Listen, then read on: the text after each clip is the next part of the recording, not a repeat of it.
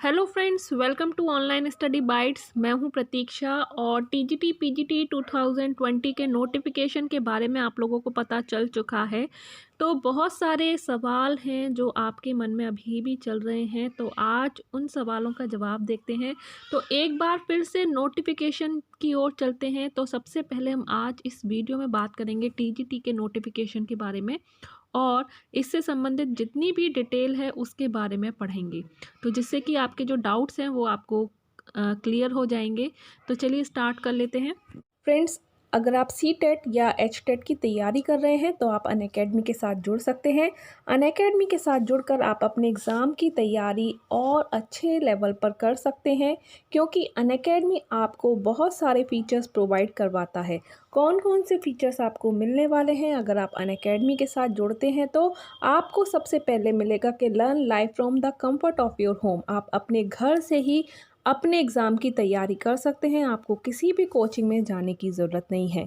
आपको unlimited access मिलता है सभी कोर्सेज़ का, और सबसे अच्छी बात कि यहाँ पर जुड़े हुए हैं टॉप एजुकेटर्स जो कि आपको पढ़ाने वाले हैं आपके अनअकैडमी प्लस पर।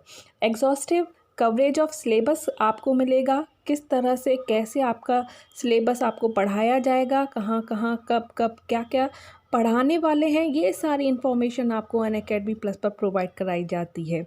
रेगुलर डाउट क्लियरिंग सेशन होता है। अगर आपके पास कोई डाउट है तो उस सेशन के अंदर आप अपने डाउट्स अपने मेंटोर से क्लियर कर सकते हैं। लाइव टेस्ट सीरीज़ आपको प्रोवाइड करवाई जाती हैं, जहां पर आप अपनी क्षमता अपने नॉलेज को चेक कर सकते हैं। इसके साथ ही जैसा जैसा जो आपको पढ़ाया जाएगा उसका स्टडी जो मटेरियल है वो आपको पीडीएफ में प्रोवाइड करवाया जाता है।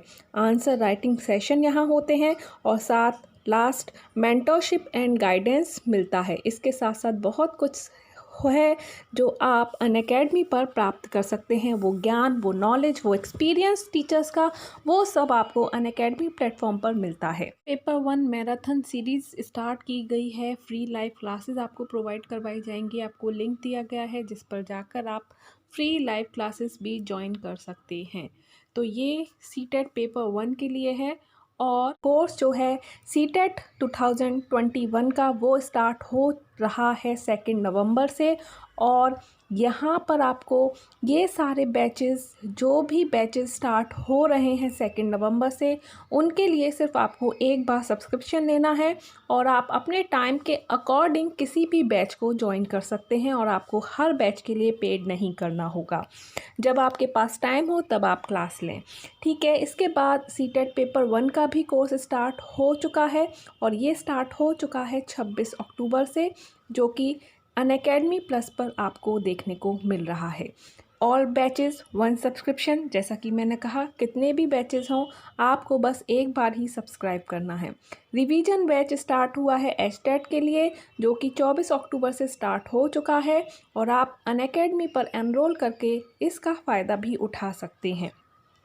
तो सब्सक्रिप्शन करने के लिए क्या क्या करना पड़ेगा, कैसे कैसे टाइम पीरियड है, तो यहाँ पर आप 1 मंथ का, 3 मंथ का, 6 मंथ का और 12 मंथ का, जैसे आप चाहें, जितना भी समय आपके पास तैयारी करने के लिए है उसके अकॉर्डिंग अपना सब्सक्रिप्शन ले सकते हैं। 1 महीने के सब्सक्रिप्शन के लिए 1200, 3 महीने के लिए 3000, 6 महीने के लिए 4800 और 12 मंथ के सब्सक्रिप्शन के लिए आपको 58% ऑफ के साथ 6000 का ये सब्सक्रिप्शन मिलता है, ठीक है। यहाँ पर आप रेफरल कोड में प्रतीक्षा लिखकर भी अपने सब्सक्रिप्शन में 10% का डिस्काउंट पा सकते हैं। तो रेफरल कोड में आप प्रतीक्षा लिख सकते हैं। इसके बाद आपको क्या करना है, बस आपको डाउनलोड करना है अनअकैडमी लर्निंग ऐप। डाउनलोड कीजिए आज ही और सी टेट और टेट के कोर्सेज का फ़ायदा उठाइए। धन्यवाद। नोटिफिकेशन ओपन हो चुका है, तो ज़रूरी बातें डिस्कस कर लेते हैं। तो सबसे पहले हम बात कर रहे हैं टीजीटी की। तो रजिस्ट्रेशन स्टार्ट हो चुके हैं और लास्ट डेट 27 नवंबर 2020 है। तो आप लोगों के जो प्रश्न हैं उनके आंसर आपको इस वीडियो में मिल जाएंगे टीजीटी से संबंधित। तो सबसे पहले बता दूं, जो लिखित परीक्षा होने वाली है उसमें नेगेटिव मार्किंग नहीं होगी। नेगेटिव मार्किंग नहीं होगी, तो आप बेफिक्र होकर जितने भी प्रश्न हैं, 125 प्रश्न होंगे, उन सभी को सॉल्व कर सकते हैं। 125 प्रश्न को सॉल्व करना ज़रूरी है, जिससे कि आपके पास होने के यानी कि आपके अच्छे मार्क्स आने के चांसेस जित ज़्यादा हो सके उतने बढ़ जाएं। क्लियर। और आपको उन 125 प्रश्नों को सॉल्व करने के लिए 2 घंटे का समय दिया जाएगा। तो 2 घंटे में आपको 125 प्रश्न यानी कि 120 मिनट आपको मिलने वाले हैं और 120 मिनट में 125 प्रश्न आपको सॉल्व करने हैं। तो शैक्षिक योग्यता क्या होगी उस पर भी चर्चा करेंगे। तो 125 जो प्रश्न होंगे वो प्रत्येक प्रश्न 4 अंक का होगा और शिक्षकों के लिए लिखित परीक्षा 465 अंकों की होगी और प्रत्येक प्रश्न 3.72 अंक का होगा। यानी कि जो टोटल मार्क्स आपको मिलेंगे वो 500 अंक में से मिलेंगे, जिसमें से 465 जो होंगे वो लिखित परीक्षा के होंगे और बचे हुए 35 जो अंक हैं वो आपके मेरिट यानी कि आपके जो वेटेज आपको मिलेगा, ठीक है, उसके आधार पर आपको दिए जाएंगे 35 अंक।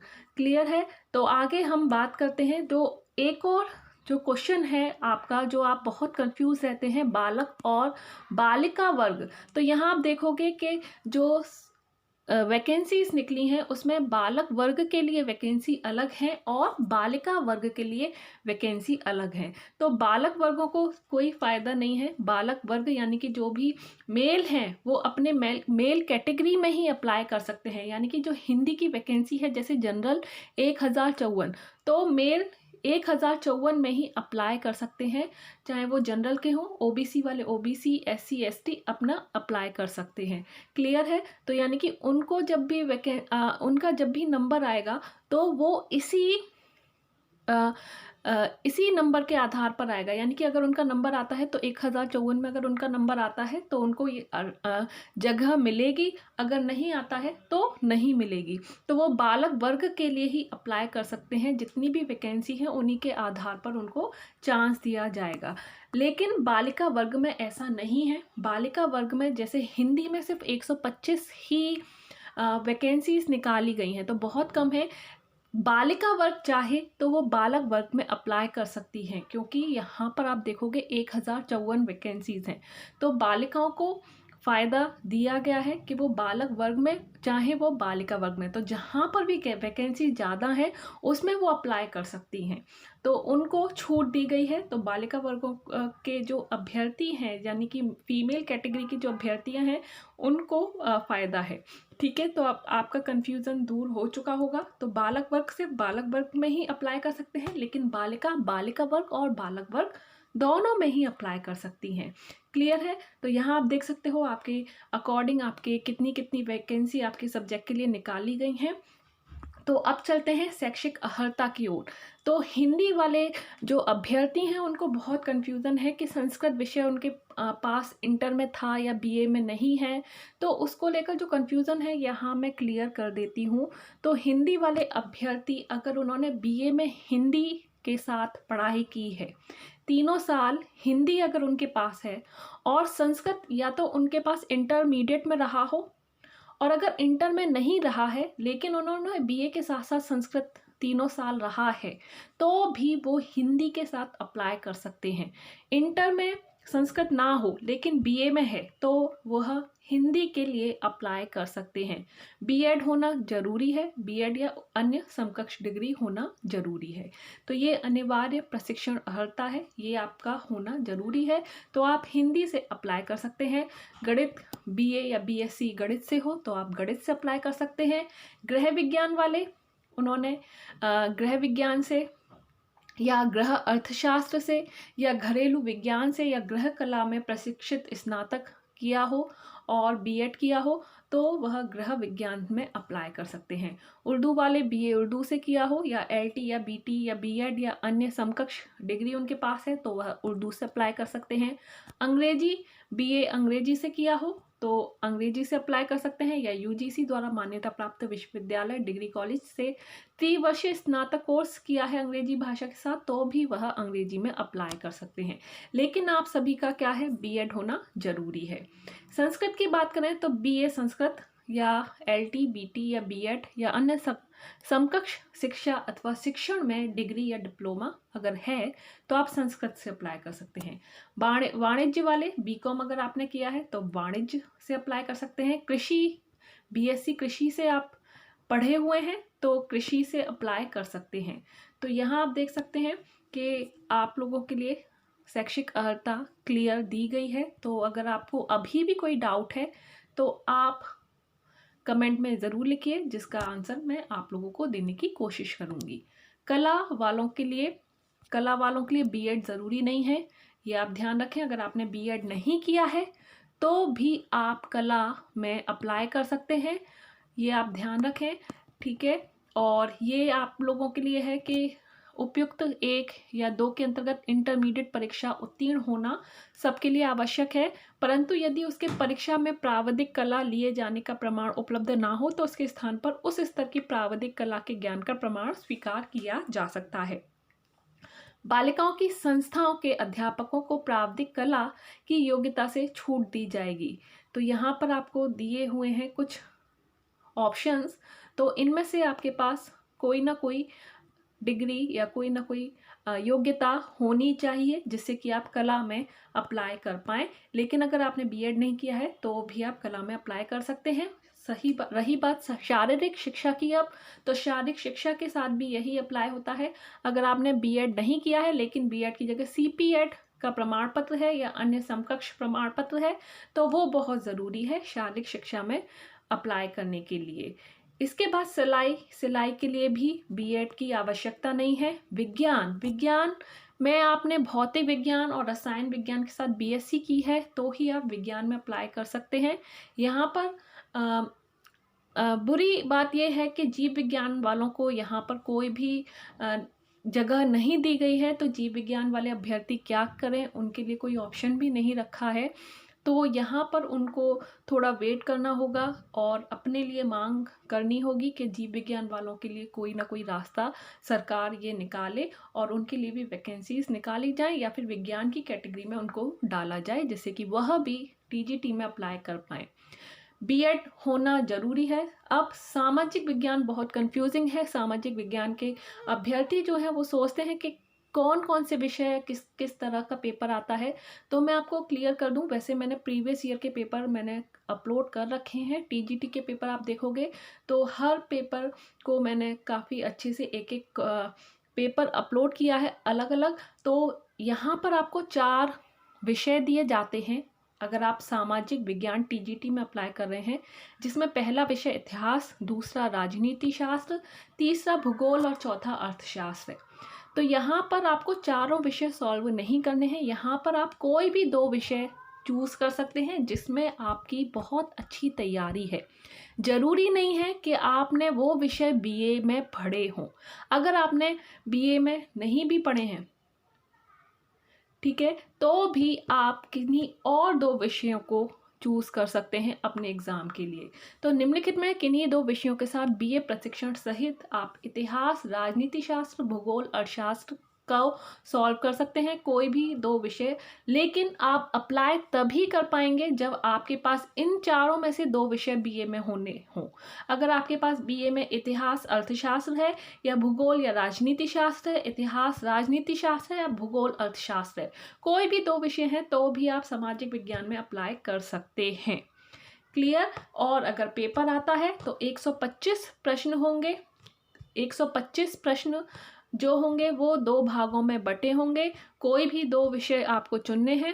टोटल मिला के वो 125 प्रश्न हो जाएंगे। क्लियर है।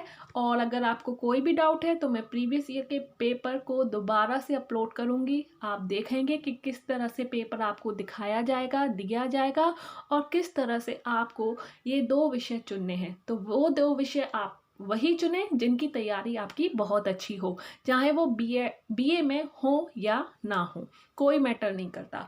बस आपकी तैयारी जिस विषय की अच्छी हो वही विषय को आप उठाकर उन प्रश्नों को सॉल्व कर सकते हैं। बीएड होना ज़रूरी है। संगीत गायन में बीएड की कोई भी मांग नहीं है। काफ़ी सारे ऑप्शंस दिए हैं, इनमें से कोई भी डिग्री डिप्लोमा आपके पास है तो आप संगीत में अप्लाई कर सकते हैं, चाहे वह गायन हो चाहे वह वादन हो। तो इसी के साथ यहाँ पर आपके उम्मीद करती हूँ सारे डाउट क्लियर होते हैं। अगर कोई भी डाउट है तो आप कमेंट में पूछ सकते हैं। कमेंट हमेशा आप लोगों के लिए खुला रहता है और उसके आंसर आपका जो रिप्लाई है वो देने की मैं कोशिश करती हूँ और कोशिश यही की जाती है कि आपको सही जवाब दिया जाए। इसके बाद एक और क्वेश्चन है बहुत लोगों के मन में कि टीजीटी में अप्लाई करने के लिए क्या सीटेट या यूपीटेट ज़रूरी है। तो यहाँ पर हमने कई बार ये नोटिफिकेशन पढ़ा, इसमें कहीं भी नहीं लिखा है कि सीटेट या यूपीटेट क्लियर करना ज़रूरी है, पेपर 2 ज़रूरी है टीजीटी के लिए। तो आपने अगर सीटेट या यूपीटेट क्लियर नहीं किया है तो भी आप टीजीटी में अप्लाई कर सकते हैं। तो पीजीटी के लिए तो अब तक था ही कि यूपीटेट ज़रूरी नहीं है, लेकिन अभी टीजीटी में भी यूपीटेट या सीटेट ज़रूरी नहीं है। तो आप लोग बेफिक्र होकर अप्लाई कीजिए और अपनी मेहनत, अपनी तैयारी पर अभी से लग जाइए। इसी के साथ इतना ही। Bye bye, take care and thanks for watching. और कोई भी डाउट है तो बेफिक्र होकर, बेझिझक होकर कमेंट में ज़रूर लिखें। अभी के लिए इतना ही। धन्यवाद।